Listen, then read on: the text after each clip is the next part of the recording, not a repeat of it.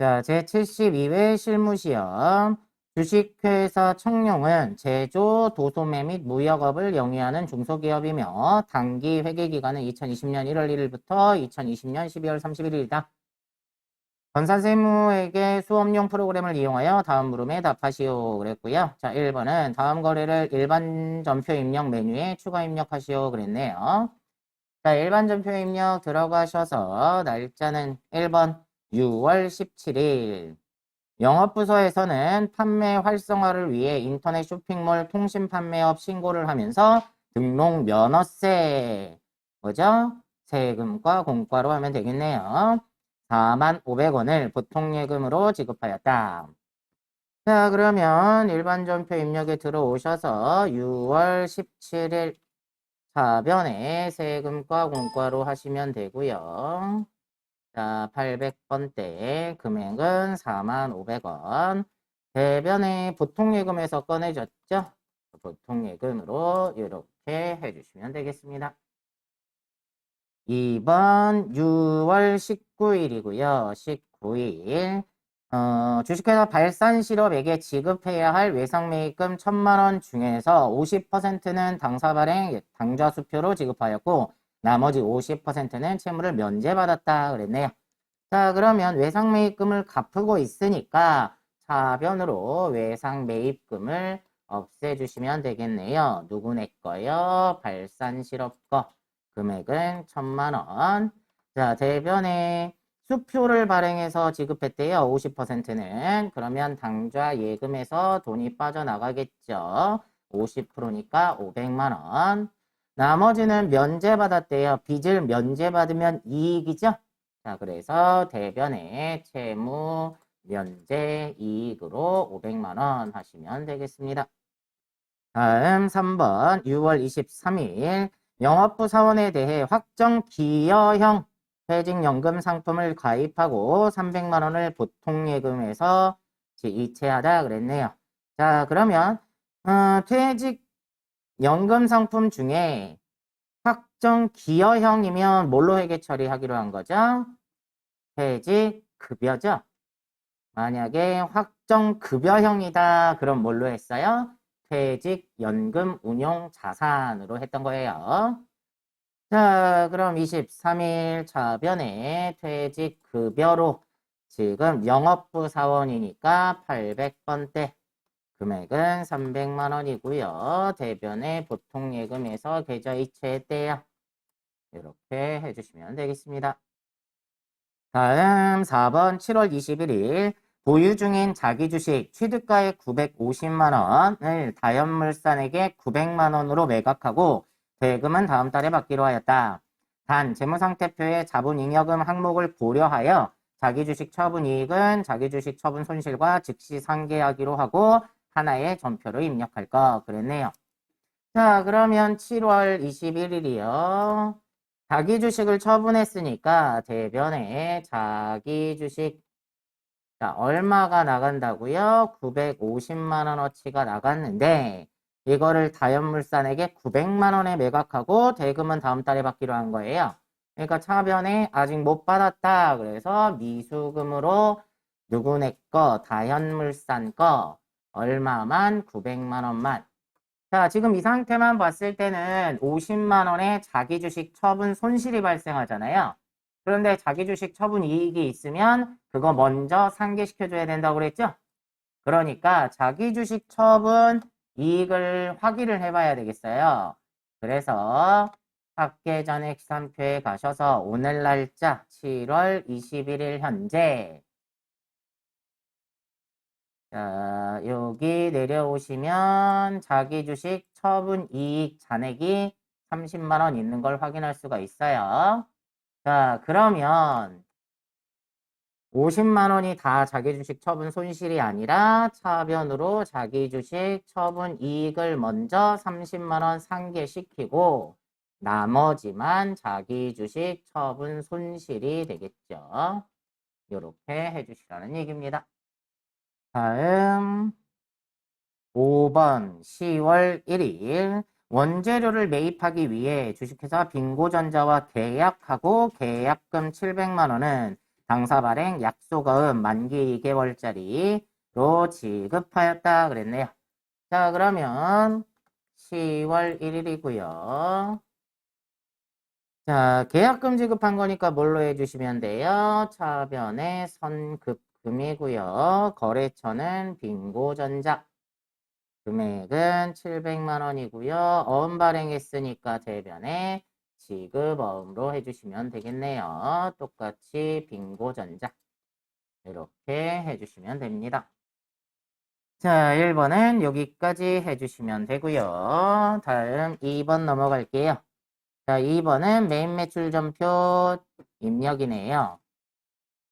자, 2번에 1번 1월 25일 일본 거래처인 허니잼이라는 회사에 상품을 수입하면서 통관 절차에 따라 부산세관으로부터 아래와 같이 수입 전자세금 계산서를 수취하고 부가가치세를 보통예금 계좌에서 이체하여 납부하였다 그랬네요.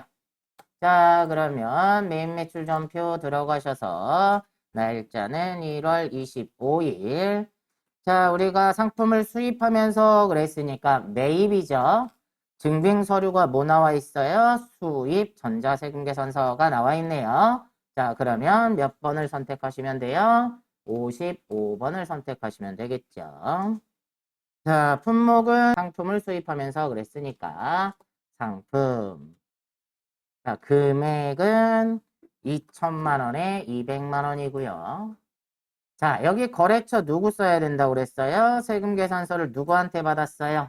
부산세관에서 받았으니까 부산세관으로 입력하셔야 되고 얘도 전자세금 계산서 그랬으니까 전자에 여 해주시고 분계는 아까 보통예금 계좌에서 이체해서 납부해야 했다고 했죠? 그러니까 혼합을 선택을 하셔서 자, 수입세금 계산서 같은 경우에는 받아오면 부가세만큼만 세관에 납부를 해주면 된다고 했어요. 그러니까 부가세 대급금으로 하고 대변에 보통예금에서 빠져나갔다. 여기까지 해주시면 되겠네요.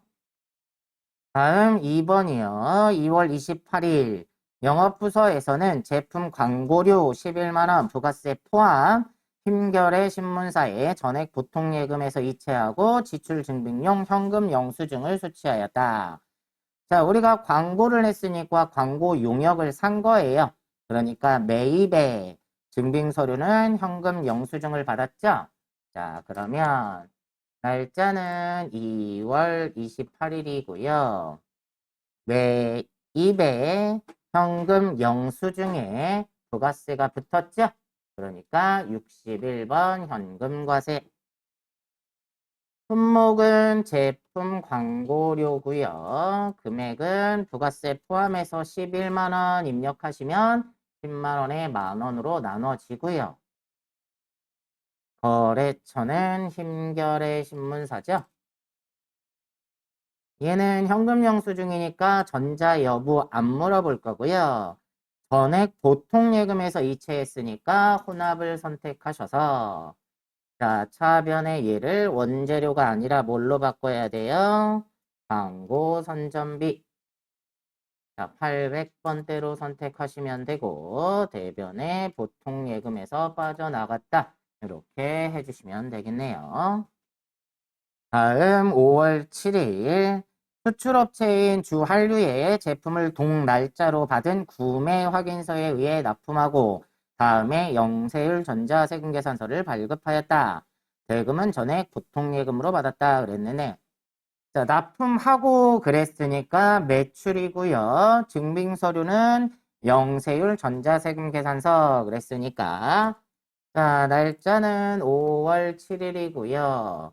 매출의 영세율 세금계산서니까 12번 영세를 선택하시면 되겠네요.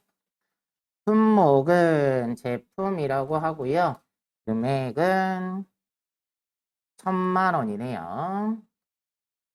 자, 영세율이니까 부가세는 없고요. 거래처는 어디에다가 팔았다고요? 한류요.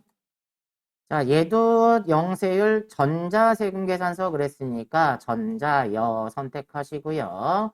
영세율 구분은 구매 확인서 그랬으니까 3번을 선택하시고요. 분괴는 대금은 전액 보통예금으로 받았으니까 혼합을 선택하시고 제품 매출한 건 맞으니까 그대로 두시고 4변에 보통예금으로 받았다 이렇게 해주시면 되겠네요.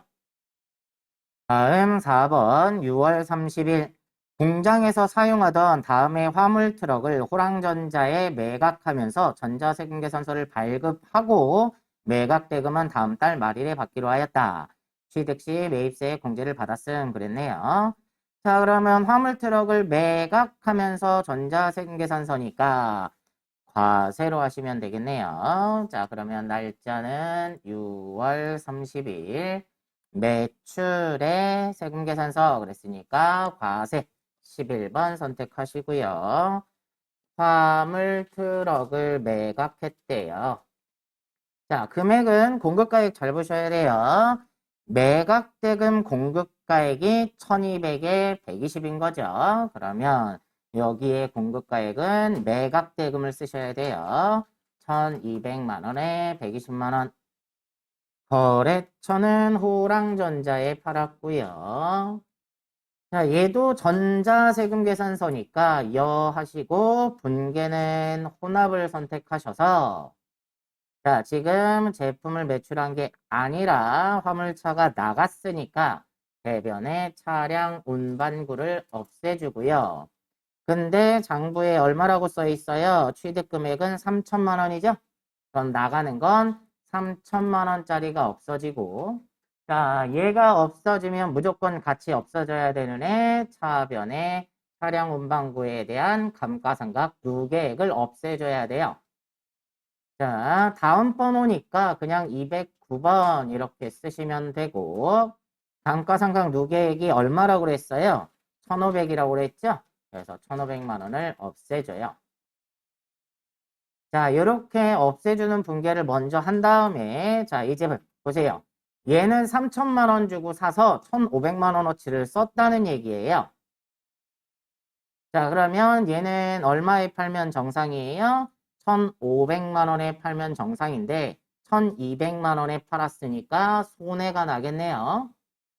자, 그런데 대금은 뭘로 받기로 했어요? 다음 달에 받기로 했으니까 아직 못 받았다. 차변에 미수금으로 얼마를 받아야 되죠? 1,200에 팔았지만 부가세까지 받아놔야 되니까 1,320만 원을 받아야 되고 자, 그러면 아까 손해라고 했죠? 그래서 차변에 유형자산 처분 손실로 300만 원이 나오겠네요. 이렇게까지 해주셔야 됩니다. 여러분들 이거 쓸 때 대부분 자꾸 틀리시는 부분이 여기에요. 이 미수금은 부가세까지 같이 받아야 되는데 가끔 여기다 1,200이라고 쓰시는 분이 있어요. 조심하셔야 돼요. 미수금 받는 건 부가세까지 같이 받아야 된다. 그리고 3천만 원 주고 사서 1,500만 원어치 썼으니까 1,500에 팔면 정상인데 부가세는 빼고요. 이건 별개니까 우리는 1,200만 원에 판매했다라고 봐야 돼요. 그러니까 300만 원이 손해라는 얘기고요. 다음 5번 9월 28일 판매 거래처인 주 동해의 체육대회에 후원할 목적으로 수건 200장, 한 장당 3,000원을 송화타월에서 구입하고 대금은 현금 60만 원 부가세 별도로 지급하고 종이 세금 계산서를 수취하였다 그랬네요. 자, 일단은 우리가 거래처에 선물을 준 거예요. 그죠? 후원한 거니까. 그러면 얘는 접대비에 해당하고 매입의 세금 계산서를 받았어도 공제가 안 되는 항목이네요. 자, 그러면 9월 28일 가셔서 매입의 세금 계산서지만 공제가 안 되니까 54번 불공을 선택하셔야 됩니다. 자, 수건이라고 했고요. 수량은 200장, 한 장당 3,000원. 그러면 60만 원에 부가세 6만 원이 붙고요. 거래처는 자, 얘도 아까 말한 거랑 똑같은 거죠. 동해를 쓰는 게 아니라 송화타워를 써야 돼요. 그래서 거래처는 송화타월. 자, 얘는 종이세금계산서니까 전자 하시면 안 되겠죠. 부로 하시고 불공사유는 접대비더라. 대금은 전액 현금을 줬으니까 그냥 여기서 1번 현금을 하시고 언제로 산 게 아니라 얘는 접대비에 해당하죠. 접대비. 그리고 판매 거래처라고 했으니까 800번대를 선택을 해주셔야 됩니다. 여기까지 입력을 해주셔야 되죠.